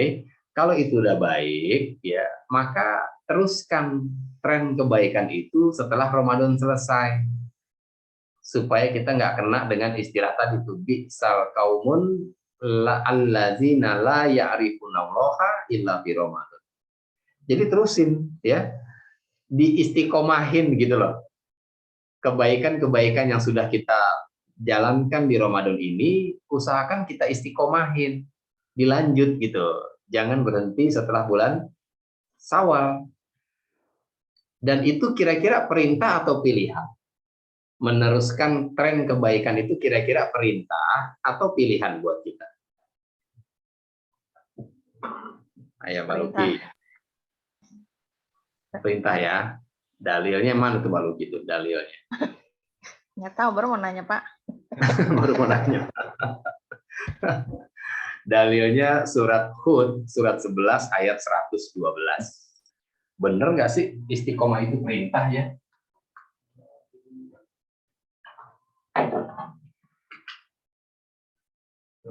Surat 11 Hud ayat 112.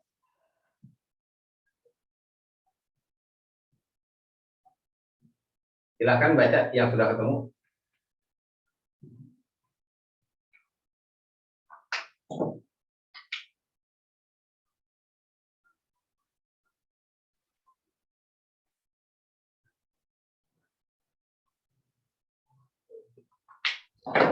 Ya, silakan yang udah ketemu boleh baca.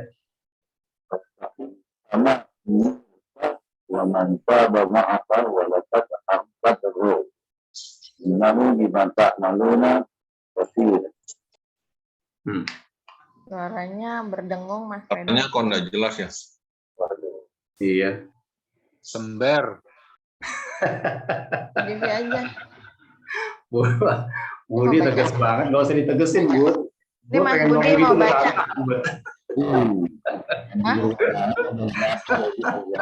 Sember doi, sorry nih doi, gue harus jujur doi. Suaranya nggak headphone.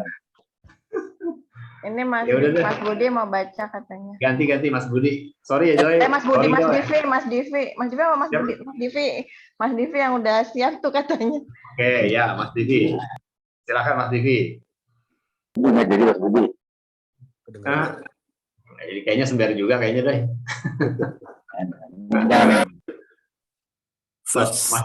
Mas Divi, mic-nya dihidupin dulu Mas, maaf Mas. Kedengeran nggak? Mas Divi masih di mute. Dengar. Pakai mic. Pakai punyanya Mbak Mika. Oh, Mbak Mika. Oh, Mbak Mika, Matofani ini. Oh ya, monggo.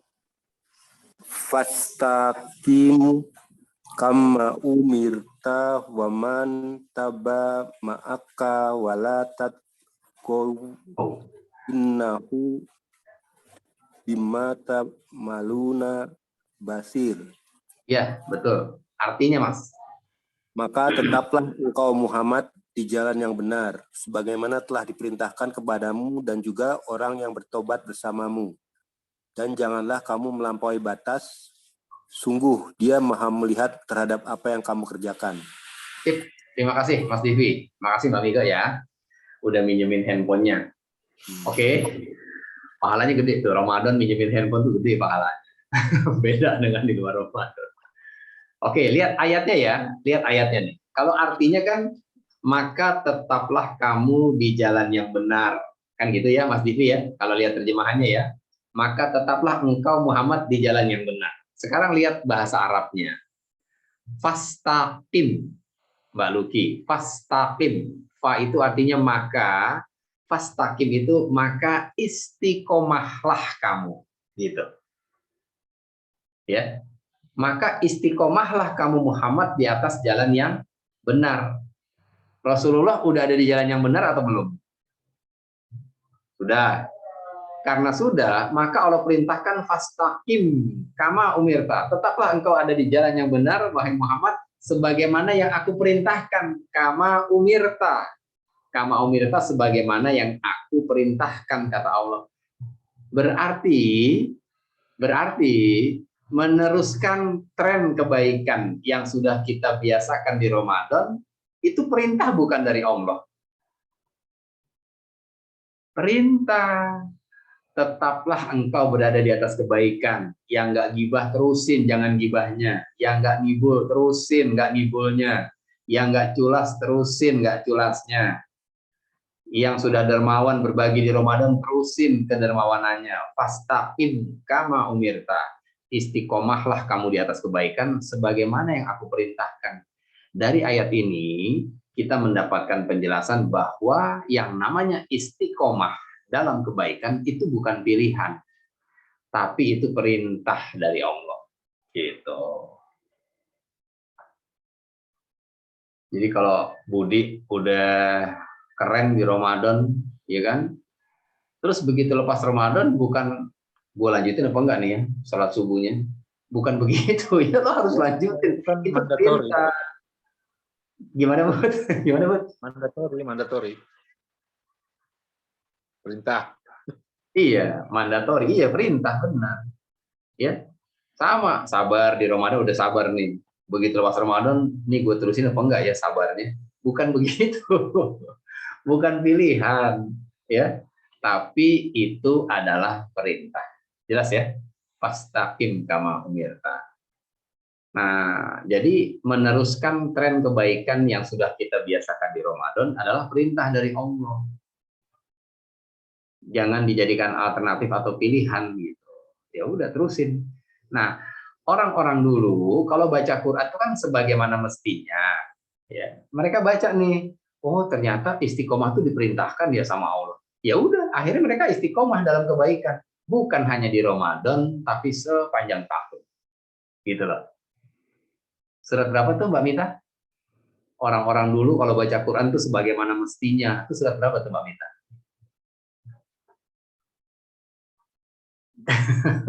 Mbak Mita tersipu-sipu gitu ya.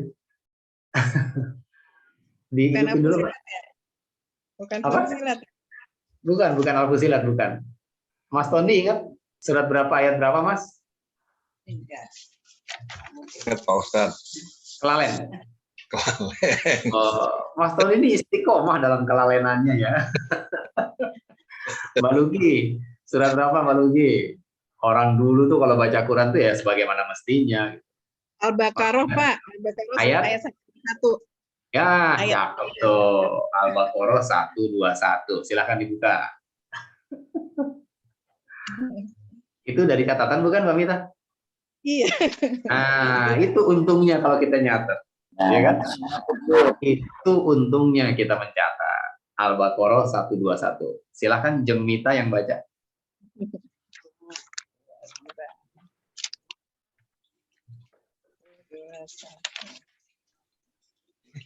Orang-orang yang telah kami beri kitab, mereka membacanya sebagaimana mestinya. Mereka itulah yang beriman kepadanya. Dan barang siapa ingkar kepadanya, mereka adalah orang-orang yang rugi. Ya, makasih Mbak Minta. Ya, allazina atainahumul kitaba yatlunahu haqqa tilawatihi. Orang-orang dulu tuh kata Allah yang telah diberikan kitab. Ya, jadi orang dulu, orang-orang yang telah diberikan kitab. Kalau telah berarti kan bicara past tense, doi.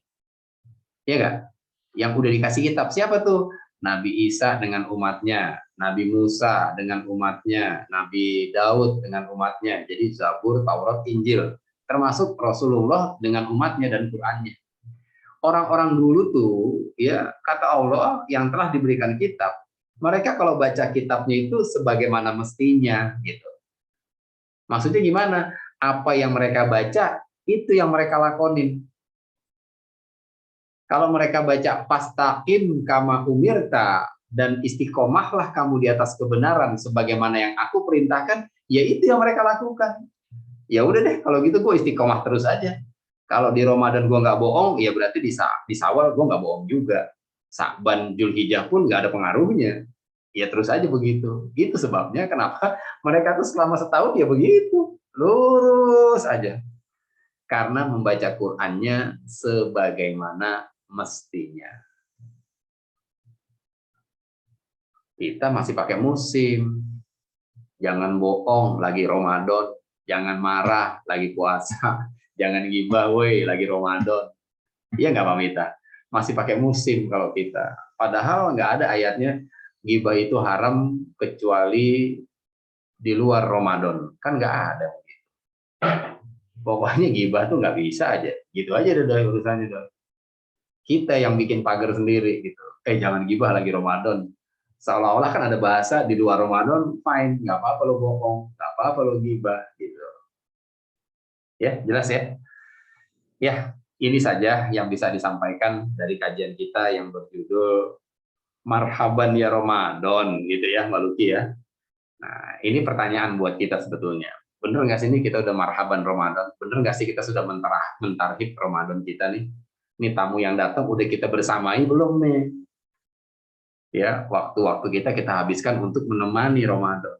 Bukan tetap aja fokus dengan kerjaan kita dan sebagainya. Bukan berarti nggak boleh kerja loh, ya. Utsman tetap kerja jadi presiden, jadi khalifah, tapi tetap khatam Quran. itu yang jadi catatan penting. Ini yang bisa disampaikan, cukup dari saya. Semua yang benar datangnya dari Allah. Jika ada hal yang kurang berkenan, mohon dimaafkan. Hadza wallahu yar'ana wa yahfizuna walhamdulillahirabbil alamin. Assalamualaikum warahmatullahi wabarakatuh. Saya kembalikan ke Mbak Luki. Silakan Mbak Luki. Waalaikumsalam warahmatullahi wabarakatuh.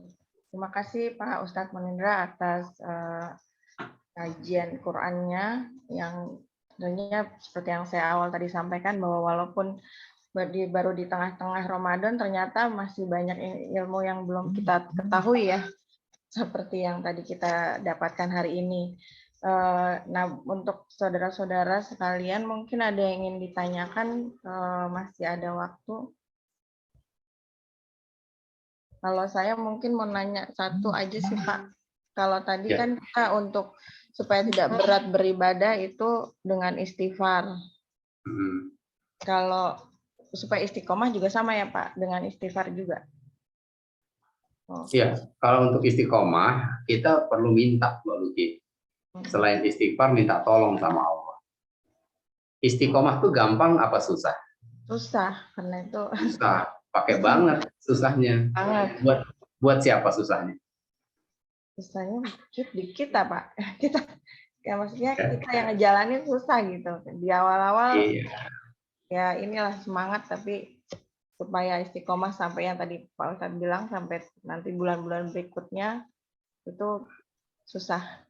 Nah, oke, makasih Mbak Luki ya pertanyaannya. Semoga Mbak Luki sekeluarga dan kita semua selalu dalam lindungan Allah Subhanahu wa Ta'ala.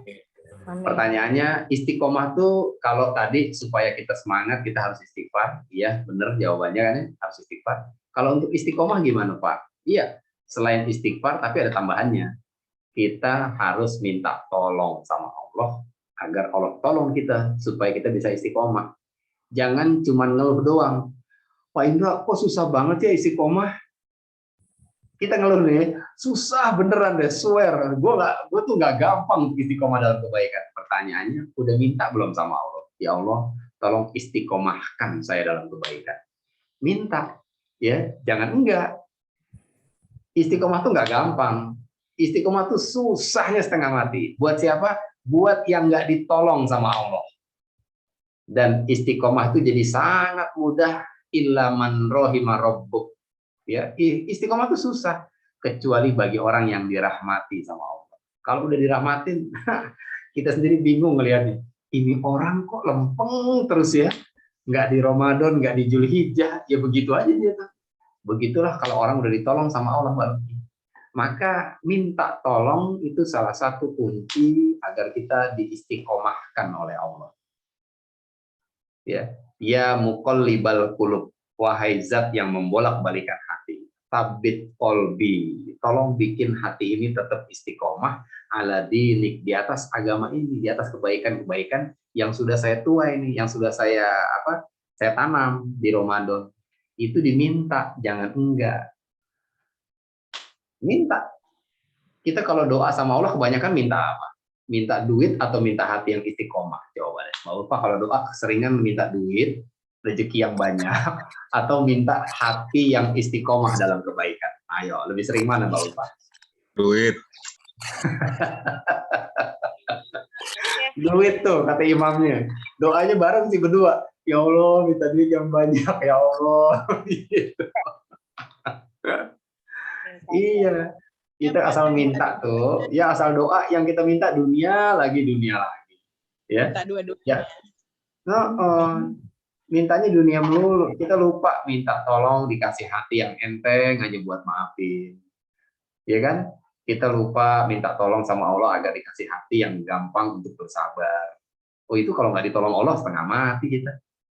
Tapi kalau Allah udah tolong, walaupun kesalahannya sangat menyakitkan, itu gampang aja buat orang yang ditolong Allah untuk memaafkan kesalahan orang lain. Ya udah gue maafin kok. Serius loh? Iya, lo belum minta maaf gue udah maafin kok. Itu kalau Allah udah kasih rahmat dalam hati kita, itu memaafkan modal surga loh Mbak Luki. Ya kan? Ali Imran 13334 kan gitu. Uiddat lil muttaqin. Surga itu disiapkan buat orang-orang yang bertakwa. Orang bertakwa itu dihasilkan dari proyek Ramadan. Ya kan? Dan salah satu pintu takwa adalah memaafkan orang. Jadi kalau kita mampu memaafkan orang, satu kunci surga kita pegang. Tapi nggak gampang loh memaafkan orang kalau hati kita dibikin keras sama Allah. Dan sebaliknya, kalau hati yang sudah dirahmati Allah, istri ditembak di depan mata, korban penembakan di Selandia Baru, suaminya dengan enteng tuh, saya maafin dia dan saya anggap dia sebagai saudara saya. Kita dengarnya ngilu. Kita bacanya ngilu, kok bisa orang kayak begini ya? Kan gitu. Kalau rahmat udah masuk, nggak ada yang susah bagi Allah. Nah, minta tolong agar kita dirahmati, minta tolong agar kita dimampukan istiqomah. Itu Mbak Luki. Ya, hal-hal yang kayak gitu perlu banget tuh pertolongan dari Allah. Maka iyyaka na'budu wa iyyaka nasta'in itu menjadi pola ya bagi orang-orang yang beriman. Hanya kepada Engkau kami beribadah dan hanya kepada Engkau kami mohon pertolongan. Ini statement ini ada dalam satu ayat, bukan dua ayat. Jadi yang namanya ibadah dan pertolongan Allah itu satu paket. Artinya mustahil seseorang bisa menjalankan satu amalan ibadah yang simpel sekalipun kalau nggak ada pertolongan dari Allah. Gitu. Buka Quran gampang nggak Mbak Ulfa? Buka lembaran Quran tuh gampang apa susah? Buka lembarannya aja gampang, Pak. Gampang, ya kan? Berat apa enggak? Buka lembaran, coba deh. Buka Quran tuh berat apa enggak sih? Ringan. Enggak, ringan banget. Buat siapa? Buat yang ditolong sama Allah.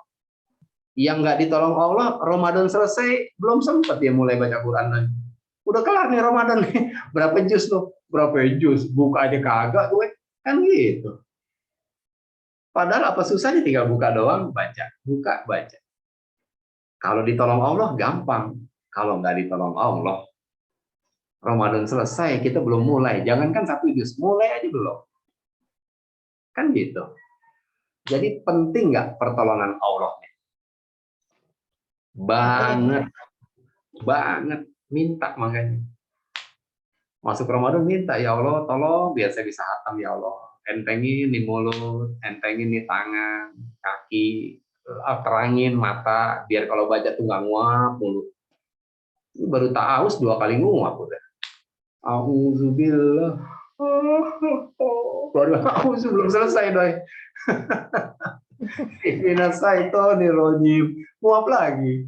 Ta'awuz 2 kali nguap kan repot. Iya. Udah gitu nepak kepala. Kenapa berat banget sih ini membaca Quran? Iya, cuman berat doang, nggak minta tolong sama Allah. Kan itu yang sering kejadian. Kita ngandelin kekuatan fisik kita tanpa lupa mengandalkan pertolongan Allah. Padahal kalau Allah udah tolong, wah udah gampang semua itu. Ya, satu jamaah baluki di Baitul Mawadah Pojong Gede, ibu-ibu nih. Usianya udah nggak muda lagi, di atas 60. Ya, Ramadan kemarin 7 kali khatam. Ramadan kemarin 7 kali khatam.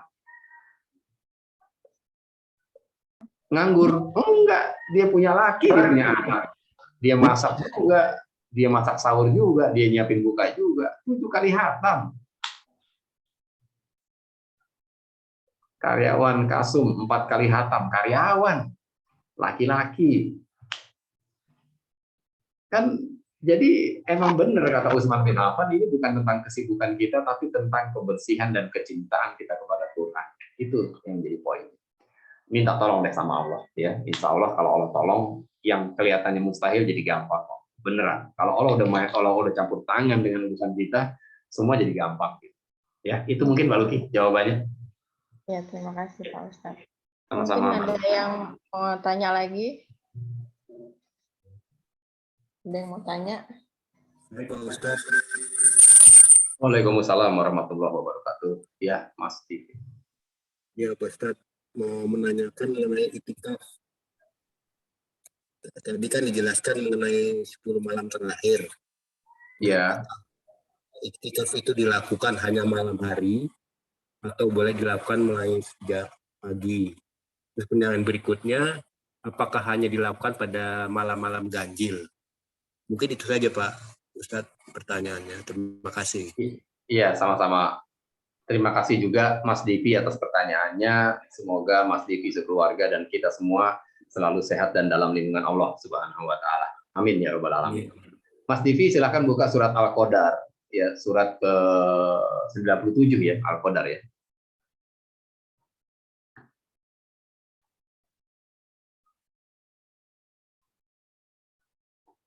Ayat terakhir Mas, ayat yang kelimanya. Salamun hiya hatta matla'il fajar. Sudah ketemu Mas Divi?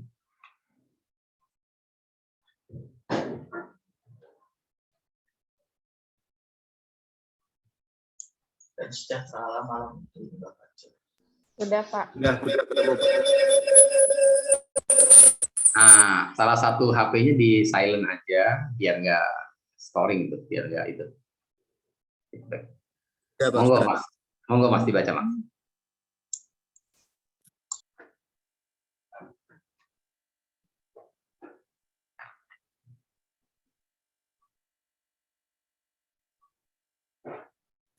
Silahkan Mas Divi dibaca artinya. Ya, sebentar.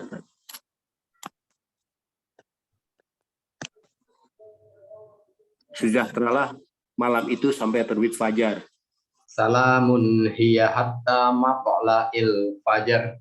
Ini surat Al-Qadar ya, bercerita tentang malam-malam Qadar. Kita ambil di ayat terakhir sesuai pertanyaan Mas Divi.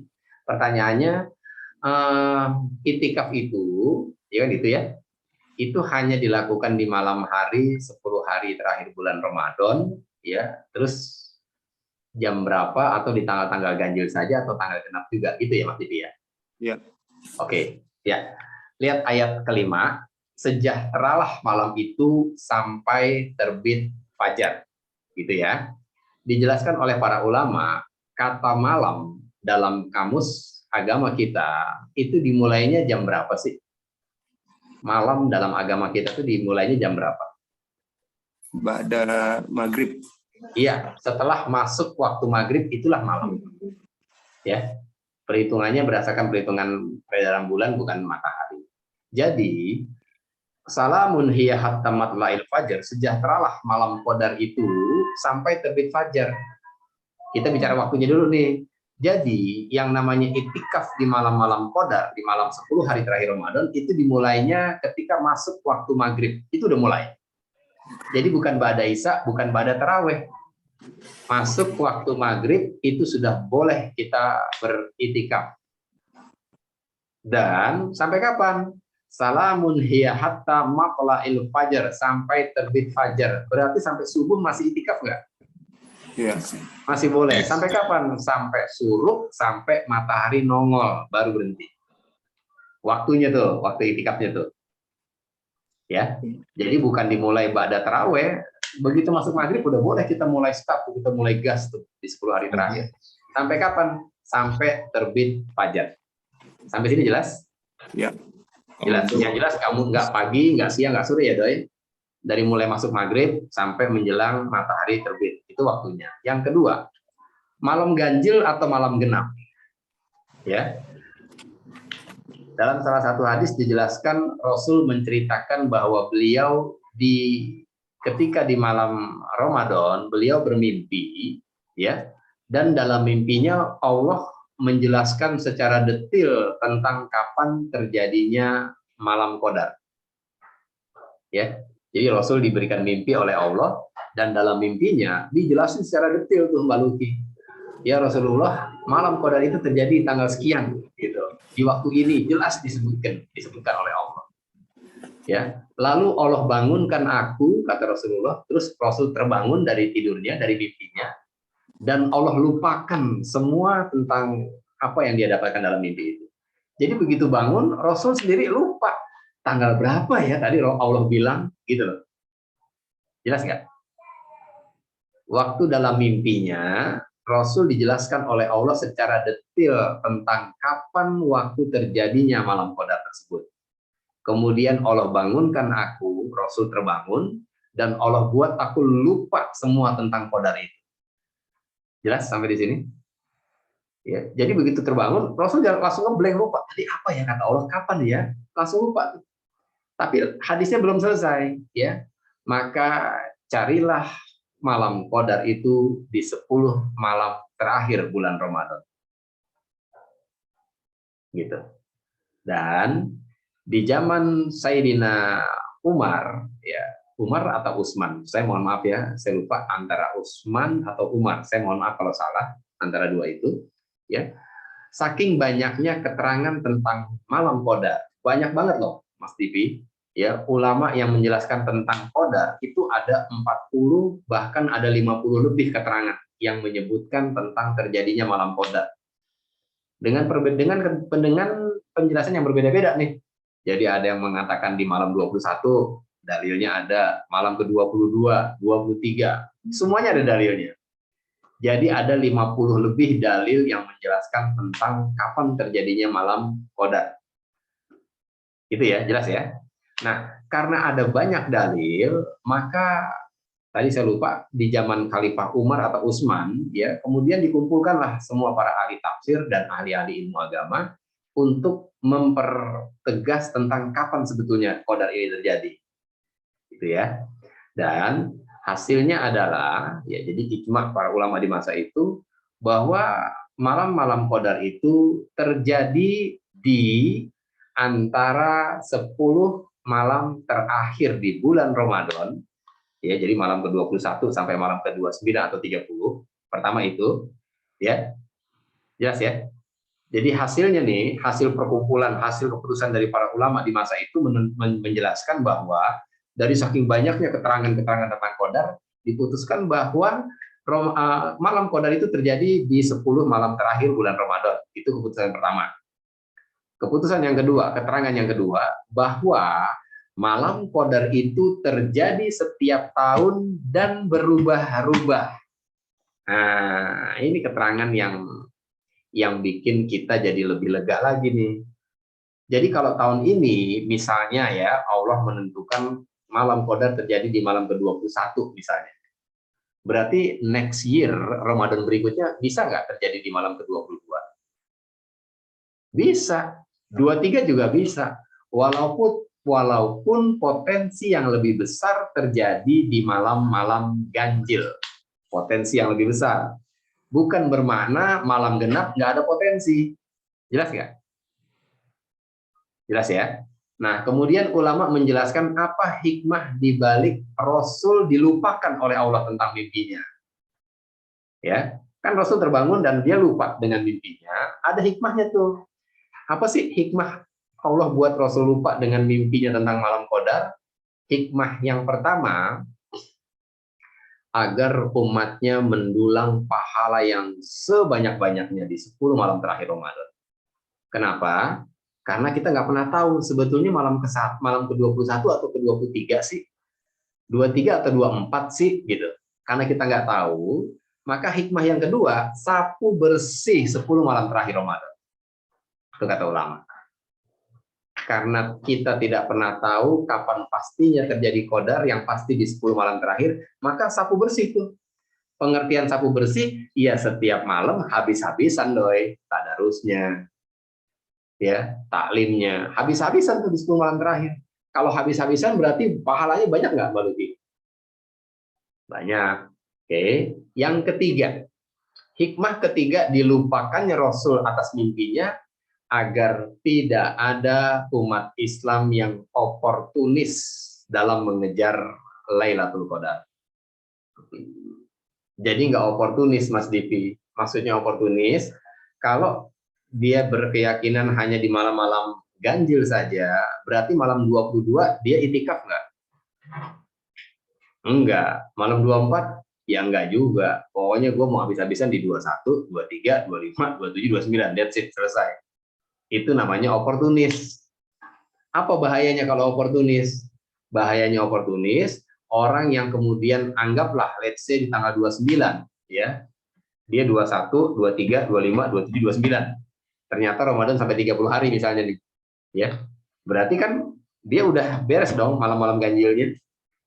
Iya nggak? Sementara masih ada tanggal 30 nih, malam genap. Kalau dia berkeyakinan hanya di malam-malam ganjil, kira-kira di malam ke-30-nya dia semangat atau kendor itikafnya? Kendor. Kendor. Sementara orang yang dapat Qadar itu habis dicas baterainya 83 tahun 4 bulan sekian hari. Harusnya kendor atau semangat? Semangat gitu. Itu hikmah terbesar, ya itulah hikmah besar dari kenapa Allah lupakan Rasul tentang mimpinya tersebut. Sehingga ya kita sebagai umat Islam jadi sapu bersih, Mas. Sapu bersih 10 hari malam terakhir bulan Ramadan, ya, tanpa membedakan mana ganjil mana genap, karena semuanya berpotensi. Walaupun potensi terbesar terjadi di malam-malam ganjil. Itu, Mas, mungkin yang bisa disampaikan, Mas Didi. Ya. Nanti catatannya dalam bentuk tulisan tangannya, insya Allah ada, Mas Divi, ya. Mudah-mudahan saya bisa share ya ke Mbak Luki atau Mbak Mita, nanti tinggal di-share saja di pihak keluarga. Ya, yang berkaitan tentang malam Qadar tersebut. Ya, udah tarhim nih di sini nih. Masjid Ya, udah baik. mulai. Saya kira sudah selesai ya. Kita bisa tutup acara kajian hari ini. Jadi tolong ya, terima kasih Pak Ustadz Munindra dan semua saudara-saudara sekalian. Ya, semoga ilmu yang kita peroleh hari ini kita mendapatkan rahmat dari Allah Subhanahu wa taala. Ya, makasih Mbak Luki. Sebelum kita tutup, mari kita sama-sama membaca hamdalah. Alhamdulillahirabbil alamin. Dan kita sama-sama membaca doa penutupan majelis. Subhanakallahumma wa bihamdika asyhadu an la ilaha illa anta astaghfiruka wa atubu ilaik. Ya, Mbak Luki, Mbak Mita, Eyang dan seluruh keluarga besar Sapardi, saya boleh minta izin nggak menyampaikan pesan dari yayasan? Boleh. Di luar acara ini. Oke, baik, makasih. Bismillahirrahmanirrahim. Assalamualaikum warahmatullahi wabarakatuh. Waalaikumsalam. Keluarga besar almarhum Eyang Sapardi, saya dapat amanah untuk menyampaikan pesan dari Yayasan Cinta Dua Apa tentang program yang sedang kita jalankan di setiap Ramadan, termasuk Ramadan tahun ini. Ya, jadi nggak jadi lewat proposal ya Mbak Mita ya. Saya pakai momen ini aja. Jadi di Ramadan ini kita lagi ada program banyak banget ya, dan salah satu programnya itu adalah membagikan 1000 sembako untuk anak-anak yatim dan duafa. Ya, nah yang lainnya, program lainnya berbagi menu untuk buka puasa. Jadi setiap hari Cindu itu nyebar di beberapa titik ya, yang ngerjain anak-anak mudanya nih, ya bidang remaja yang ngerjain. Kemarin di Bogor. Jadi pindah-pindah, nanti di Bintaro, nanti di Depok. Itu membagikan makanan-makanan untuk orang-orang yang pada saat jam berbuka mereka masih di jalan. Gitu ya. Gitu, kita bagi-bagiin itu. Setiap hari sampai habis akhir Ramadan. Nah, apa sih keuntungannya kalau kita ngikuti? Pak Indra, saya ikutan dong. Iya, sedekah buat program itu. Ketika kita memberi makan orang yang berbuka puasa, kita mendapatkan pahala orang yang puasa itu juga. Ya kan? Siapa tahu pahala puasa kita agak ada cacatnya dari jebnya, ada marah-marahnya. Jangan-jangan supir ojol yang puasa itu ikhlas banget, puasanya bener banget. Kita bisa dapetin pahala itu. Gitu. Ya, jadi intinya dari program itu saya atas nama yayasan ingin mengajak keluarga besar Sapardi yang ingin ikut ya berkontribusi melaksanakan program-program Cindu khususnya di Ramadan ini, monggo silahkan ya, bisa ditransfer ke rekening yang insya Allah nanti bisa ditanyakan sama Mbak Mita atau Mbak Luki ya, insya Allah udah ada rekeningnya. Itu saja Mbak Luki dan Mbak Mita, Eyang dan semuanya, mohon maaf, semoga berkenan. Assalamualaikum warahmatullahi wabarakatuh. Waalaikumsalam warahmatullahi wabarakatuh. Terima kasih semuanya. Iya, sama-sama. Semua keponakan-keponakan yang ikut juga hari ini ada Dika, Niki, tadi ada Ayu juga ya, Ayu ikutan juga. Arya. Ya, alhamdulillah Arya juga. Kalau anak-anaknya Mbak Nia sama Mas Pedoy katanya itu nonton TV, jadi sebenarnya ada tapi nggak kelihatan. Anak saya juga kayaknya bareng tuh sama Mas Budi. Ya, orang kalau makomnya tinggi mau begitu, biasa nggak kelihatan ya kalau udah tinggi. Ya betul. Itu aja. Mungkin udah difoto belum ya? Kalau misalnya belum, boleh di belum baru kameranya buat yang belum on cam bisa dibuka. Dika, Niki, terus Ayu. Bentar ini view-nya. Indah. Oh, view-nya. Sebentar saya ganti view dulu. Ya, saya foto dulu ya. Ayu belum kelihatan Ayu. Ada Raka. Mau kena dulu sebentar ya. Oh iya, boleh. Kira puasa. Mas Joni tegang banget Mas Joni. Sebentar. Udah ya, saya foto dulu ya. Nggak kelihatan Raka ya. 1, 2, 3. Raka nggak kelihatan. 1, 2, 3. Ya, terima kasih semuanya. Assalamualaikum warahmatullahi wabarakatuh. Terima kasih. Sehat ya semua.